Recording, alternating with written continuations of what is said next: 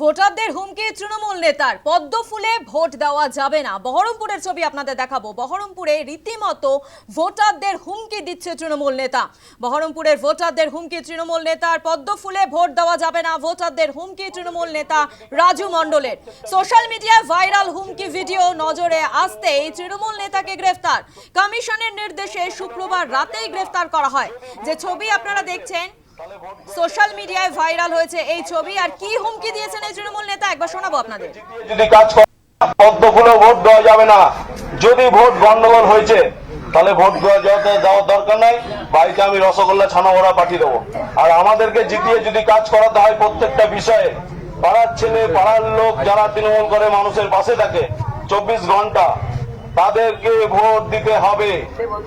এবছর যেন ভোট নষ্ট না হয়, পরিষ্কার ভাবে বলে দিচ্ছি। খাতা এন্ট্রি করা থাকবে, কোন বাড়ির কে ভোট দিচ্ছে আমরা সব মোটামুটি আমাদের ক্যামেরা থাকবে। এবার যা ভোট হবে সব লাইভ হবে। পদ্ম ফুলে ভোট দেওয়া যাবে না। যদি ভোট গন্ডগোল হয়েছে তাহলে ভোট দেওয়ার দরকার নাই। বাড়িতে আমি রসগোল্লা ছানা ওরা পাঠিয়ে দেবো।